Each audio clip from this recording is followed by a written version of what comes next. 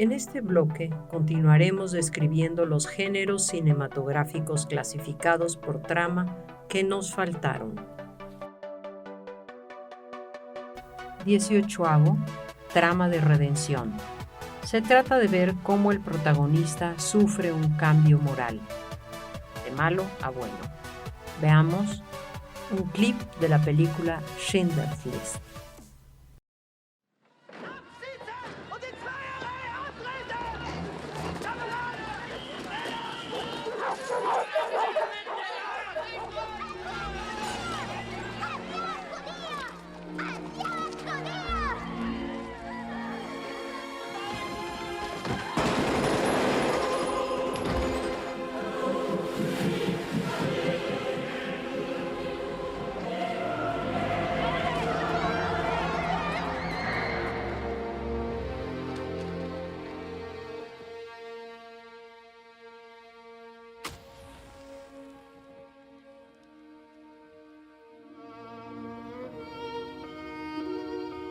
La ley me obliga a decirle, señor, que soy judío.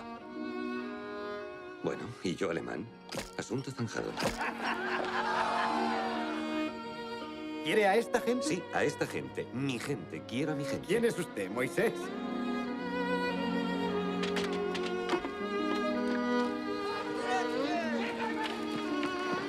Dicen que su fábrica es un refugio. Dicen que es usted bueno. ¿Quién lo dice? Todo el mundo.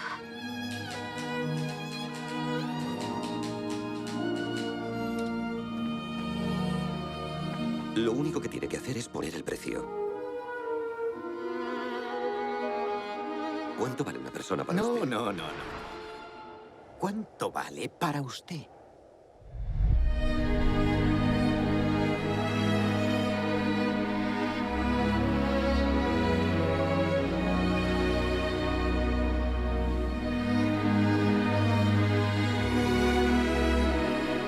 Poder es cuando tenemos justificación para matar. Y no lo hacemos.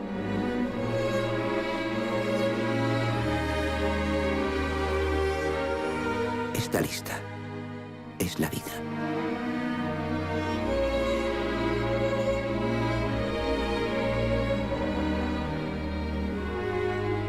Quien salva una vida, salva al mundo entero.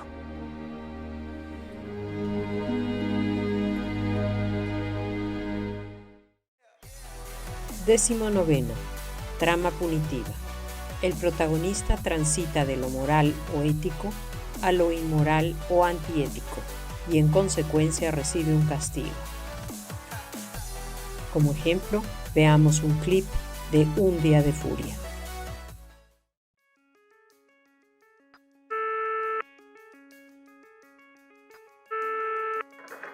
Hello? Hello? Cut the crap. I know it's you. Listen, Beth. I gotta see you. This isn't your home anymore.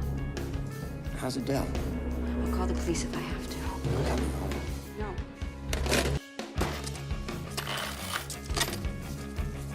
I get some change for the phone.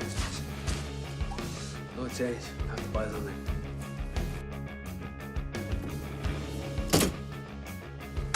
Hey, myself. What? Hey, myself. That doesn't give me enough money for the phone call. You go now. No trouble. I stay. Rolling back prices to 1965. What do you think of that?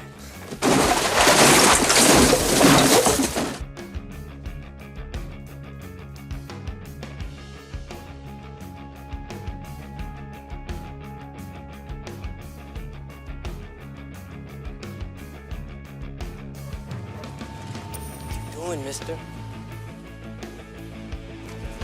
Yes, you are. You're trespassing on private property. Listen, fellas, I've had a really rare morning. I'm not in the mood to... What should he pay? How about that fucking briefcase, man? Okay. Okay. Hi. Can I help you? I want breakfast. We stopped serving breakfast, but we are on the lunch menu now. We stopped serving breakfast at 11:30. I want breakfast. Yeah, well, hey, I'm really sorry. Yeah. Well, hey, I'm really sorry too.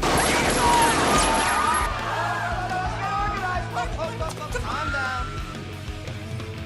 Sorry, I'm a little nervous. This isn't because you were wounded, is it? Captain, it has nothing to do with that. Hey, Angie, go meet your guys. I told you. Yeah, you know it's either bad. What, man? We're not fucking buying it. Why do I gotta go after your friends? I don't know. You're acting on Angel Strike Hill. You're looking for that. What does this guy look like? I don't know. He looked like you, except he was taller and he had... A white shirt and tie. So we got a nutcase with a bag full of guns. He's in Hollywood right now and he's heading west. I'm just trying to get home to my little girl's birthday. If everybody will stay out of my way, then nobody will get hurt.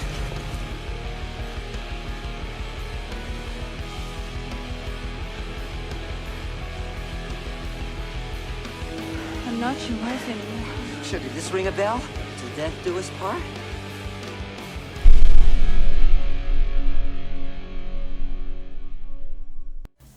Veinteava. Trama de pruebas. El poder de la voluntad del protagonista ante la constante tentación de rendirse. Veamos un ejemplo. Hola, me llamo Forrest Gump. ¿Quiere un bombón? Gracias. Es curioso lo que uno puede recordar. Eres igual que todos los demás. No eres diferente. Su hijo es diferente. ¿Eres tonto o algo parecido? Mamá dice que tonto es el que hace tonterías. Yo soy Jenny. Y yo Forrest Gump. Era mi muy mejor amiga. Mi única amiga. Desde aquel día ya no nos separamos. Éramos como uña y carne. ¡Corre, Forrest! ¡Ey, idiota! ¡Corre! No lo creerá, pero es verdad. Cuando corro soy como el viento. ¿Quién diablos es ese? Es Forrest Gump, entrenador. Un tonto del pueblo. Nunca pensé que eso me llevara a ningún lado. Hasta me pusieron en eso que llaman la selección americana. Donde llegas a conocer al presidente de los Estados Unidos. Enhorabuena, ¿qué siente al estar en la selección? Que tengo que hacer pis. Creo que ha dicho que tiene que hacer pis. Quizá fuera cosa mía, pero esa época en la universidad fue muy confusa. ¿Has estado alguna vez con una chica? Siempre me siento con ellas en clase de economía doméstica. ¿Has pensado alguna vez en tu futuro? Cam, ¿cuál es tu único propósito en el ejército? ¡Hacer todo lo que usted ordene, mi sargento! Eres un maldito genio. Tú llegarás a general, soldado Gam. ¡Sí, mi sargento! Van a mandarme a Vietnam. Oye, prométeme una cosa, ¿quieres? Si te ves en peligro, no te hagas el valiente. Solo corre, ¿de acuerdo? Bueno. ¿De qué parte del mundo sois? ¡De Alabama, señor! ¿Sois gemelos? No, no somos parientes, señor. Pero por algún motivo, para la gente, sí que tenía sentido. ¡Olvídate de mí! ¡Sálvate Le han concedido la medalla de honor. ¿Por qué? Mamá siempre decía que hay milagros todos los días. Alguna gente no se lo cree. Pero es verdad. Podríais vivir en mi casa en Greenbow. Yo cuidaré de ti. ¿Por qué eres tan bueno conmigo? Eres mi chica. Paramount Pictures presenta a Tom Hanks, Yo no soy muy listo, pero sé lo que es el amor. Robin Wright, ¿Quieres casarte conmigo? Sería un buen marido, Jenny. Lo sé, Forrest. Pero no te casarás conmigo. Gary Sinise Nunca te he dado las gracias por salvarme la vida. y Sally Field. Mi pequeño Forrest tendrá las mismas oportunidades que todos los demás. Una película de Robert Zemeckis. ¿Cuál es mi destino, mamá? Eso tendrás que descubrirlo tú mismo.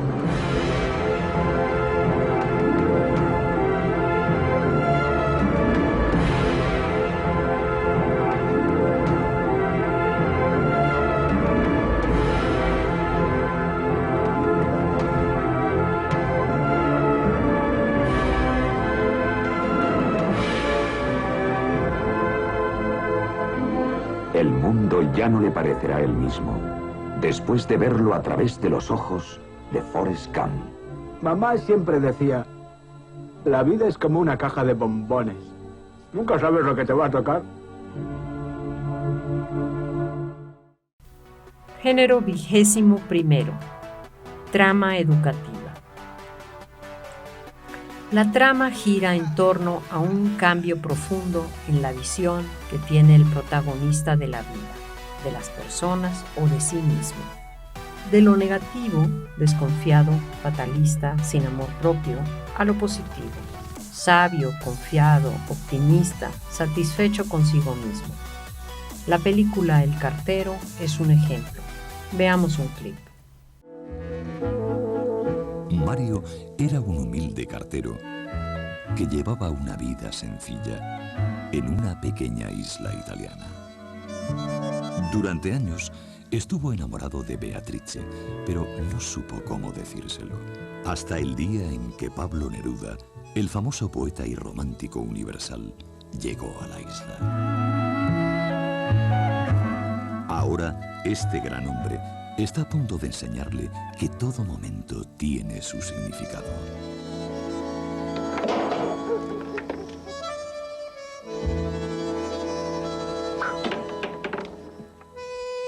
Dios mío.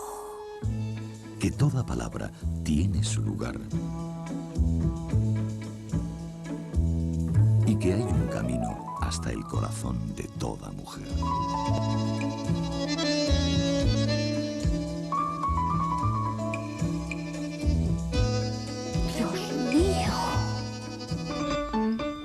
Touchstone Pictures tiene el orgullo de presentar la historia de un hombre que le dio a otro el valor para cambiar su vida y la pasión para vivir sus sueños.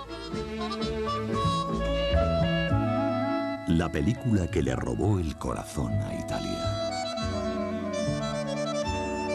El cartero y Pablo Neruda. 22. Trama de desilusión. La historia trata de un profundo cambio en la visión del mundo del protagonista, de positiva a negativa. Ejemplo, El Gran Gatsby. Veamos un clip. New York, 1922. The tempo of the city had changed sharply. The buildings were higher. The parties were bigger. The morals were looser and the liquor was cheaper. The restlessness approached hysteria. Shall we? Who is this Gatsby?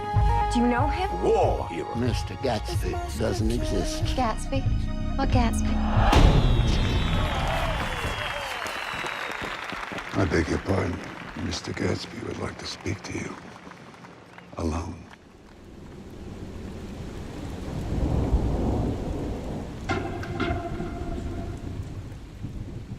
I'm certainly glad to see you again. I'm certainly glad to see you as well. When I made the pleasure of Mr. Gatsby's acquaintance, I discovered a man of fine breeding. Very interesting. Everything all right? Oh, yes. Love is blindness. I don't wanna see. Won't you wrap the night? You always look so cool. The man in the cool, beautiful shirts. She has to tell him she never loved him. I've just heard the most shocking thing. It all makes sense. Will you come on, Spore? We need you. I wish we could just run away. Mr. Gatsby, sir. Not now. Love is blindness.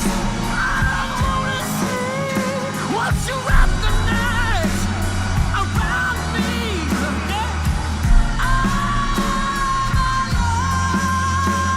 What kind of a row are you trying to cause in my house?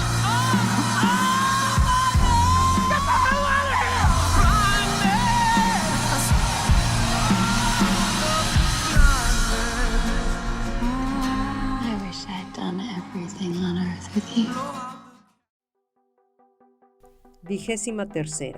Películas de arte y ensayo. La explicación que tiene Robert McKee de este género es poco clara. Lo característico es que estas películas no atienden a criterios comerciales, son obras de autor. Adicionalmente a esta clasificación, hay otros que McKee no toma en consideración, pero que nos parece que habría que mencionar en un afán de ser exhaustivos. Estos son: 24. Melodrama. Se considera más un asunto de tono. Tiene una gran carga emotiva. Los personajes no logran un cambio sustancial de conciencia. Veamos un ejemplo.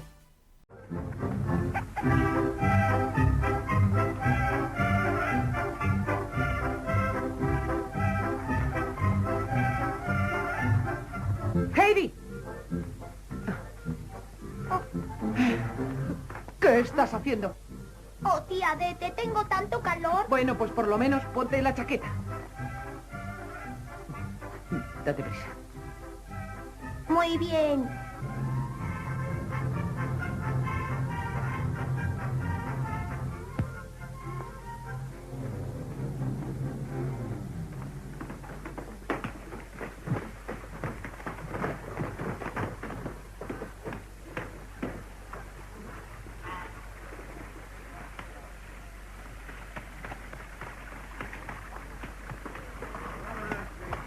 Fuera. ¿Vienes de ¿Fuera? lejos? Sí, de Mayenfeld. Parte del camino lo hicimos en una carreta.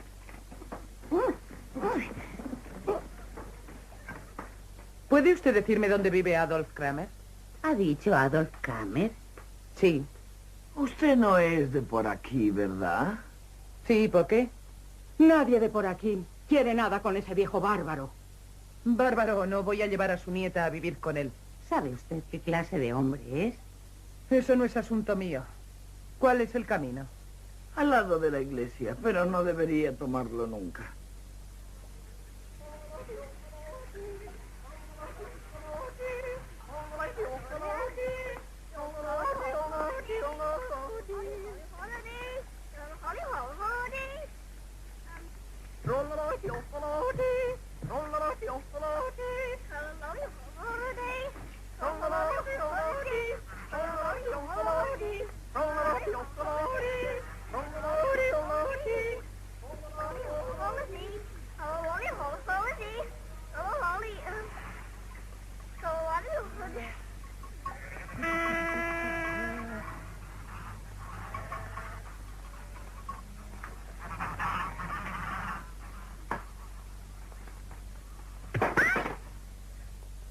¡Turco!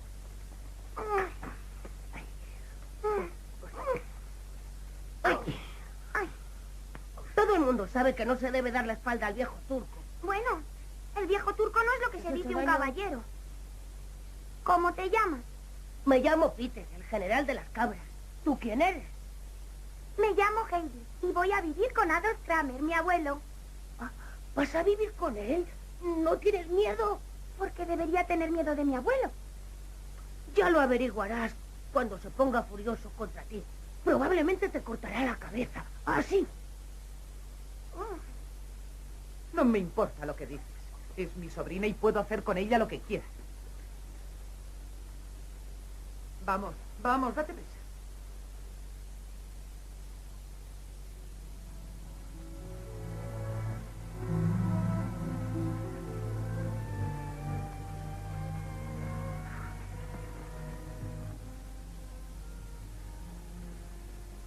Soy Dete, la hermana de Gretchen, que se casó con su hijo Tobías. He traído a su huérfana para que viva con usted. La he cuidado durante 6 años, pero ahora tengo un trabajo en Frankfurt, una familia rica, y no puedo ocuparme de ella por más tiempo. Yo sé que usted odiaba a Tobías y a Gretchen, pero debe cuidar de su nieta. Fuera de aquí. Aquí está. Se llama Heidi.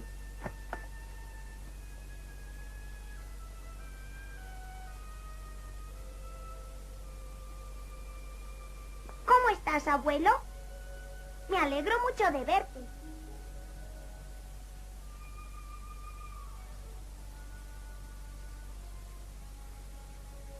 ¿No vas a enseñarme nuestra casa, abuelo?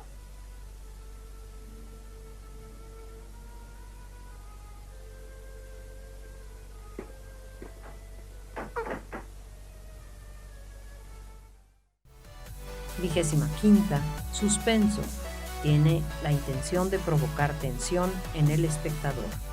Se le suele asociar a algunos géneros como el policíaco y el de acción. Veamos un clip.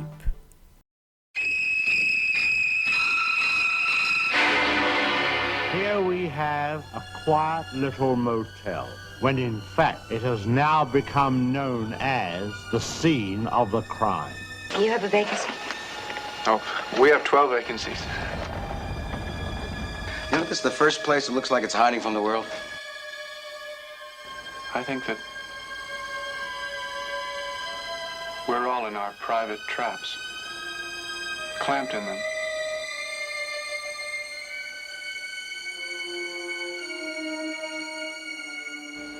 And none of us can ever get out.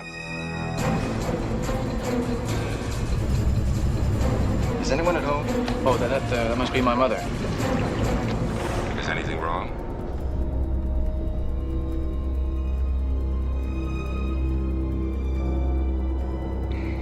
Am I acting as if there's something wrong? She's not missing so much as she's run away. Put me down. Mother! Oh, God! Mother! What are you running away from? She looked like a wrong one to you? It's not as if she were a maniac.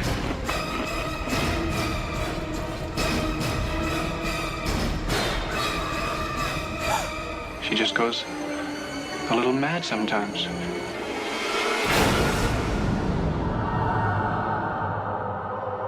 Why, she wouldn't even harm a fly.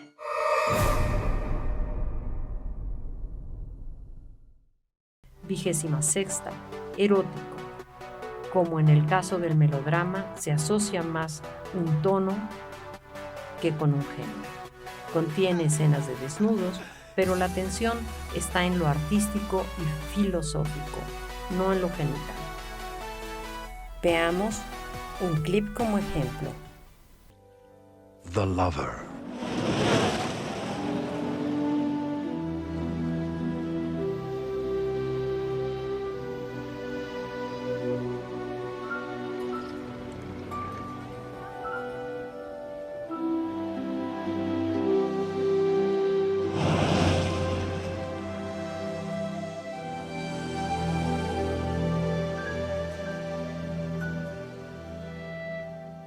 We are lovers.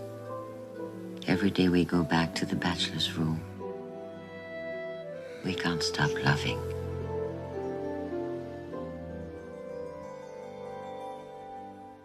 He does nothing, only love. Is that what you want? Yes.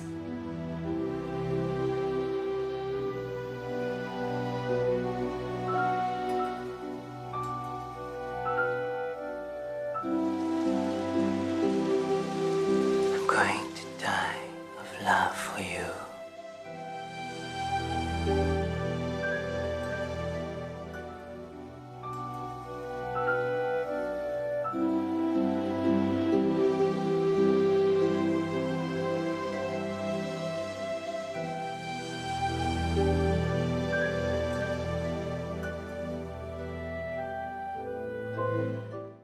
Vigésima séptima, pornográfico.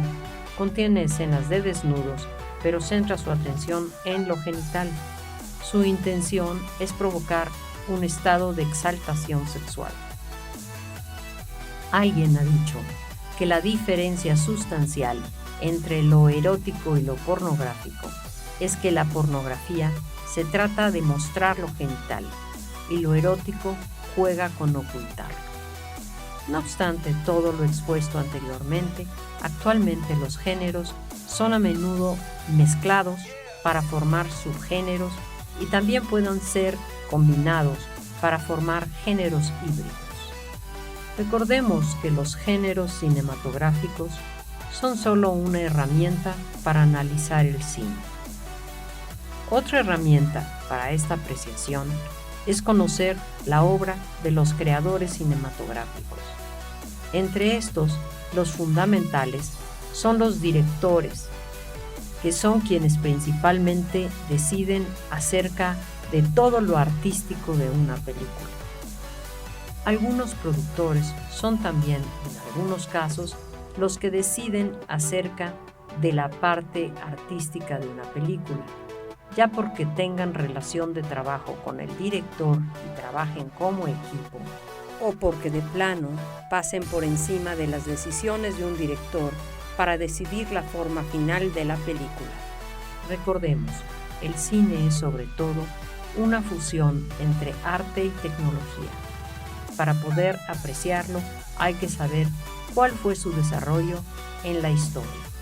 Por eso hay que aprender la historia del cine y sus creadores.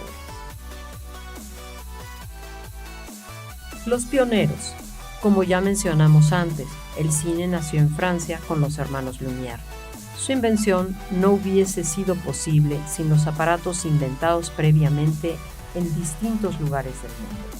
Nos referimos a la cámara oscura, que descubrió el árabe Alhazen aproximadamente en el año 1000. La linterna mágica de Christian Huygens, holandés, en 1600. La fotografía descubierta por Joseph Niepce, francés, en 1826. El daguerrotipo, Louis Daguerre, francés, en 1844. El kinetoscopio, desarrollado entre 1889 y 1895 por Laurie Dixon, norteamericano y empleado de Edison.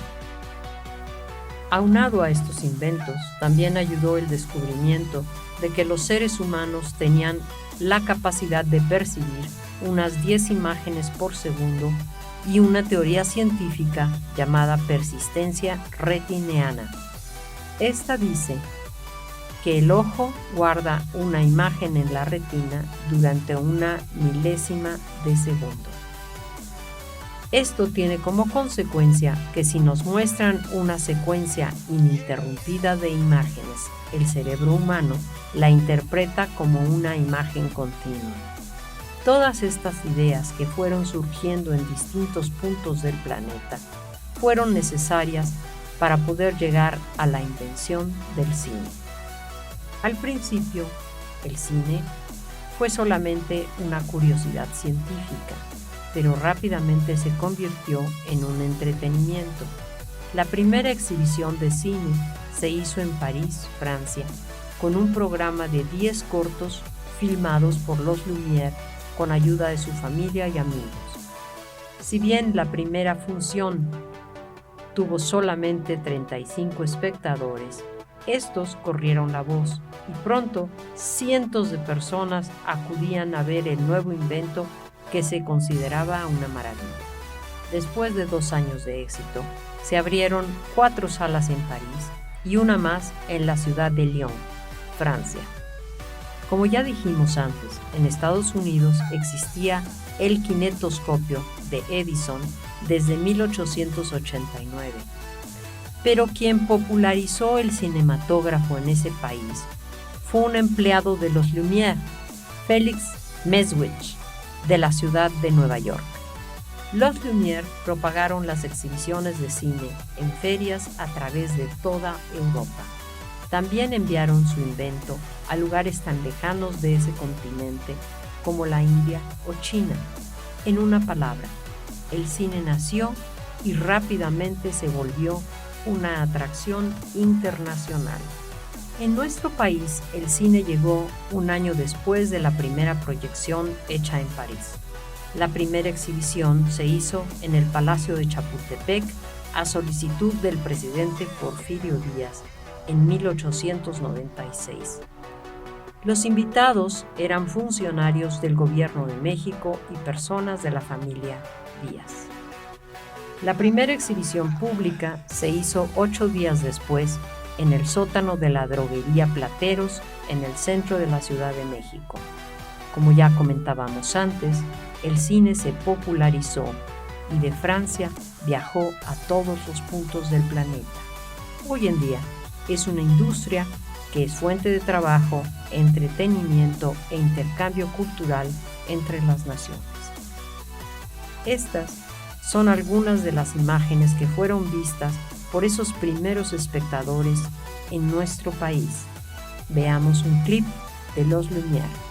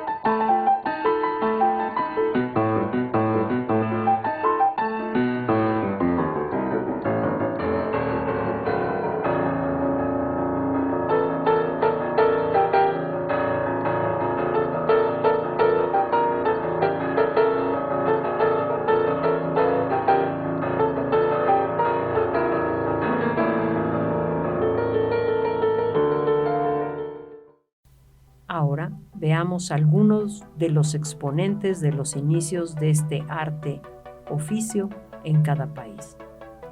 Estados Unidos de América. Ahí el cine es una de las principales industrias. Hoy día da enormes ganancias a los estudios de producción, cadenas distribuidoras y exhibidores de películas. Esta industria nació en este país mayoritariamente como negocio de los productores, un grupo de inmigrantes de origen judío-europeo. Ellos viajaron desde Nueva York hasta California, huyendo del asedio de Thomas Alva Edison y sus abogados, que perseguían a quien no le pagara por la patente de su invento. Es ya historia que un norteamericano hizo el primer plano medio del cine cuando fotografió a un hombre disparando directamente al espectador. El primer plano medio para mostrar de la cintura para arriba a un personaje disparando a cámara. Entre los pioneros del cine norteamericano estaban Charles Chaplin y Buster Keaton. Ambos iniciaron sus carreras como comediantes de cortometrajes del cine mudo. En ellos, la acrobacia era esencial. Pero al ganar fama, ambos se convirtieron en escritores y directores de sus películas, y estas son consideradas verdaderas obras de arte. El cine de Chaplin y Keaton no solo era gracioso, también tocaba temas dramáticos y de crítica social. Ya vimos antes algunas imágenes de tiempos modernos de Chaplin. Veamos ahora imágenes de La Quimera de Oro, una historia acerca de un par de hombres atrapados por la nieve en una cabaña sin nada que comer.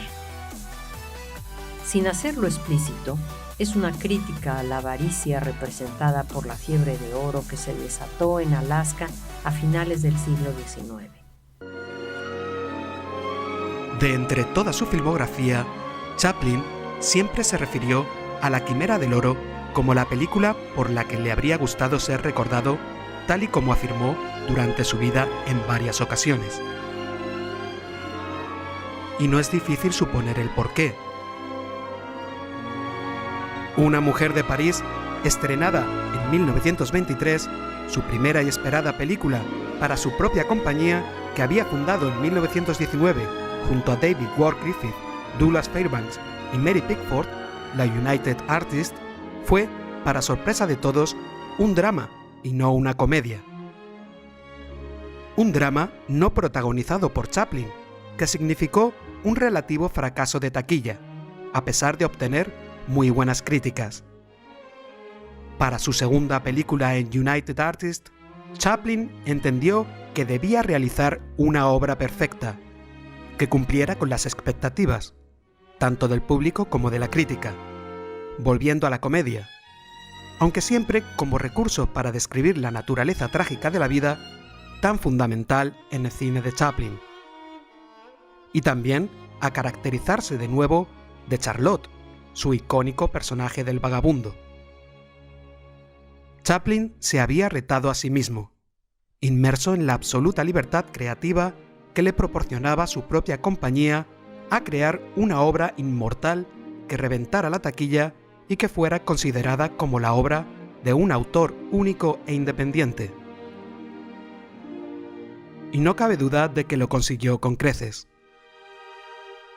La Quimera del Oro cuadriplicó su ya desorbitado presupuesto inicial para la época, de casi $1 millón, el más elevado para una comedia en toda la era del cine silente, recaudando $4 millones en las taquillas de todo el mundo y convirtiéndose en la comedia más taquillera del periodo mudo.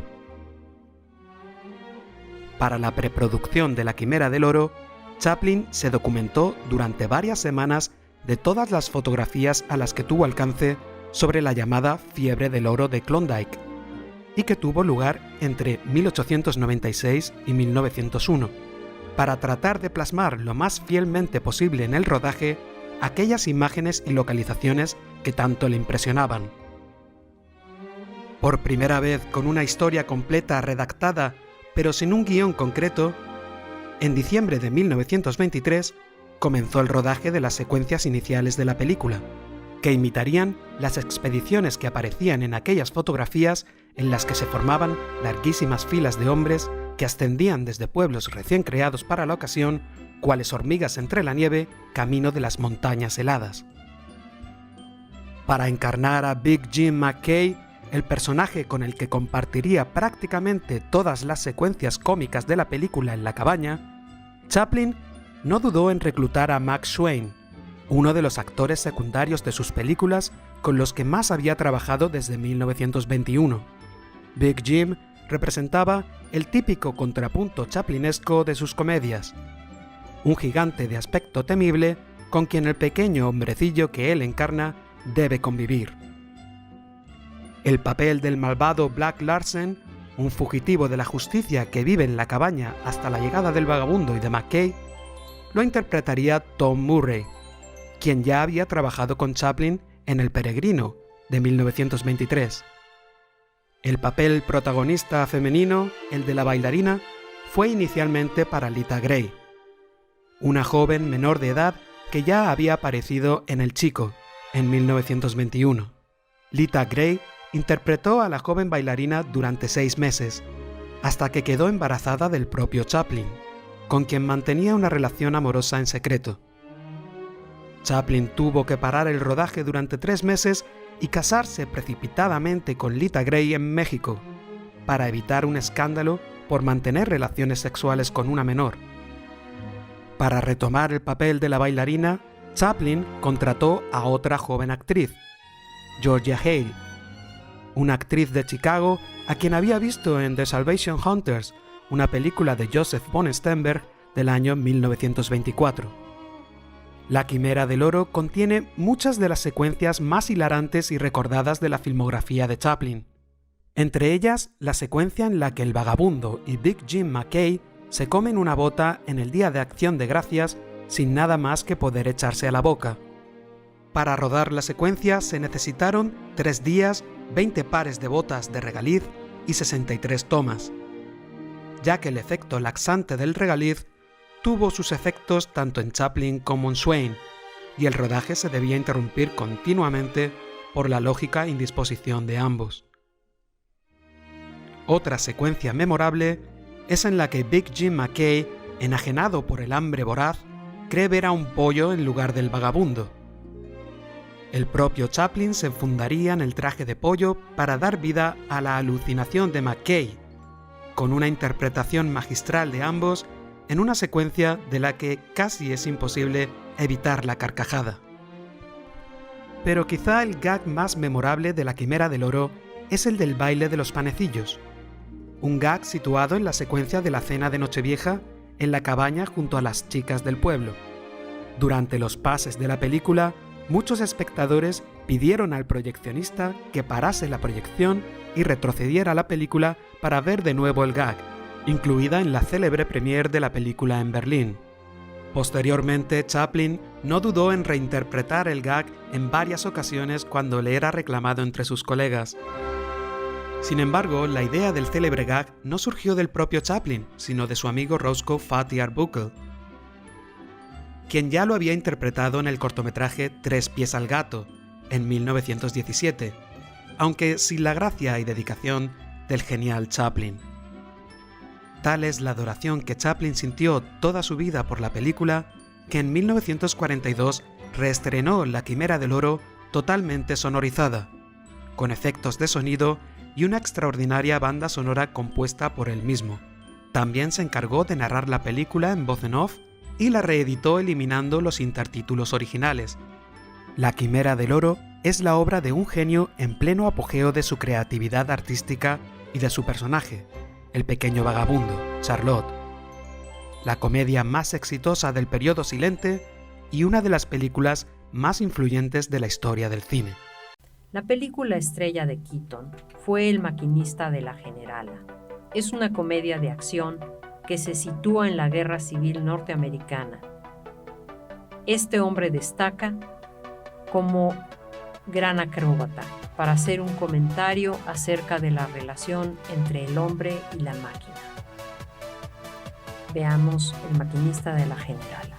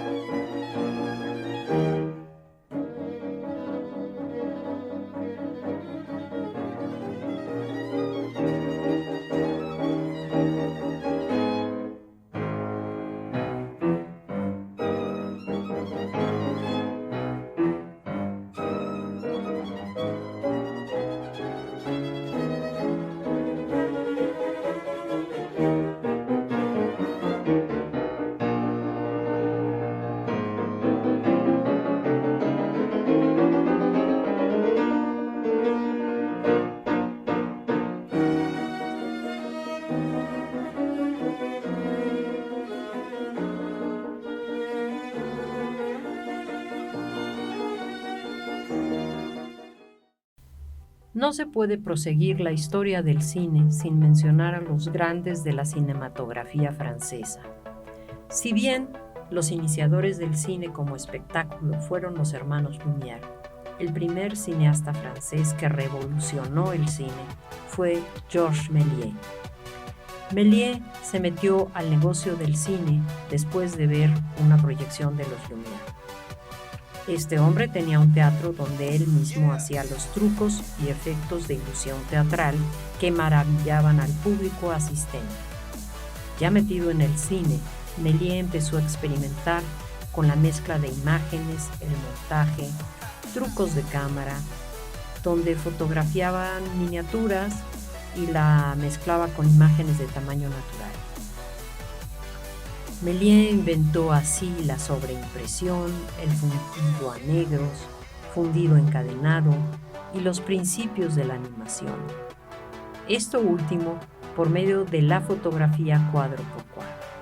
Para ese momento Méliès ya no solo quería hacer trucos que asombraran a su público, quería contar historias. Su máxima historia fue Viaje a la Luna, basada en la obra de Julio Verne.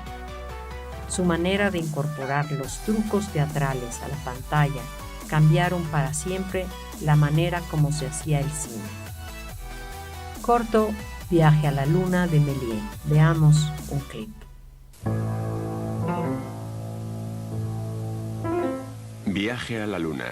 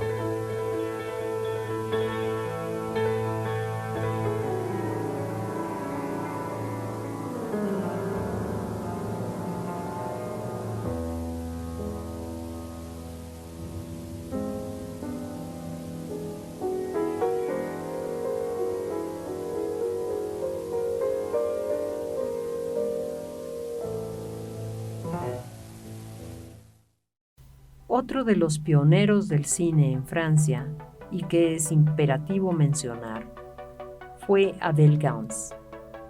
Él comenzó en el cine como actor, pero pronto empezó a dirigir y experimentar. Su obra más importante fue Napoleón. En esta película, Gans descubre e inaugura una serie de técnicas novedosas y que tendrán un gran impacto en la manera como el cine se desarrolló en el mundo más tarde. Un ejemplo de estas innovaciones es la pantalla separada en 3 partes que permitió al público sumergirse por primera vez en una imagen enorme.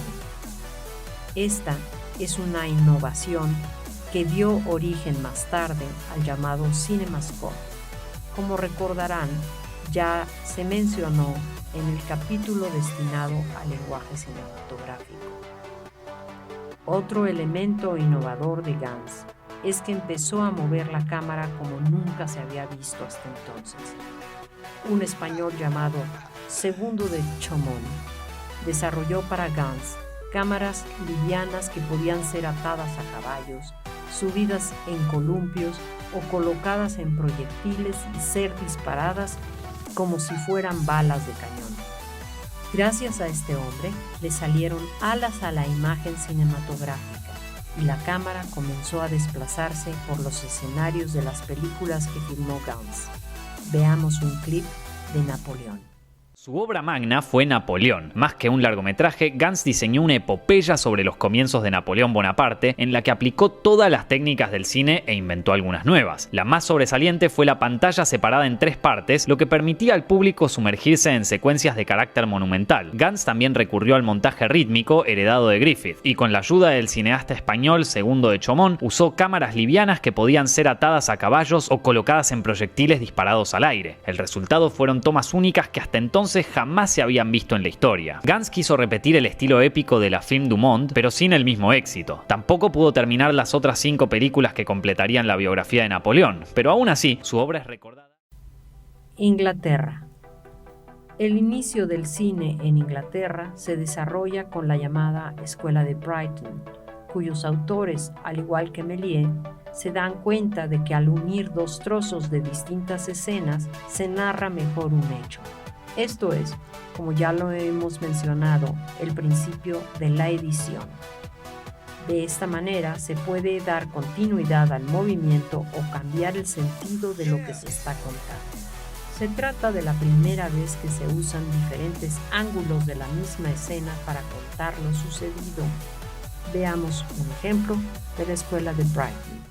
Por un grupo de fotógrafos, hizo una serie de pruebas que serían revolucionarias. A la par de Méliès descubrieron y desarrollaron el montaje, es decir, la acción de unir 2 fragmentos de cinta para lograr la continuidad o darle otro sentido a la película. Y la Escuela de Brighton también fue la primera en rodar una misma situación desde distintos ángulos. Entre los nuevos directores también apareció un ex colaborador de Edison, el estadounidense Edwin Porter. Su obra maestra, Asalto y robo de un tren, de 1903, tiene un valor crucial. Es la primera película de acción, el primer western, y presenta 2 novedades técnicas. Es la primera en utilizar el montaje paralelo, para que los espectadores pudieran ver 2 acciones ocurriendo al mismo tiempo, y el primer plano medio para mostrar de la cintura para arriba a un personaje disparando a cámara. Hoy aprendimos que el séptimo arte tiene antecedentes en la época de las cavernas, que la obsesión por capturar la imagen en movimiento fue perfeccionada durante los siglos y que una serie de inventos como la fotografía dieron pie al cine. Edison dio el primer paso grande, los hermanos Lumière lo perfeccionaron y oficializaron, y Méliès supo sacarle el jugo a todas sus posibilidades. Hoy la mayoría de aquellos films primigenios siguen siendo restaurados y pueden ser vistos gracias a las plataformas en internet. En 1995, conmemorado los primeros 100 años del cine, los hermanos Lumière fueron homenajeados en el especial Lumière y compañía, en el que grandes directores contemporáneos filmaron cortos de 52 segundos con un cinematógrafo y usando la luz natural. En 2010, Martin Scorsese estrenó Hugo, acerca de un niño que conoce a Georges Méliès y lo rescata de su anonimato. Un maravilloso homenaje de un maestro del cine a uno de los creadores del cine.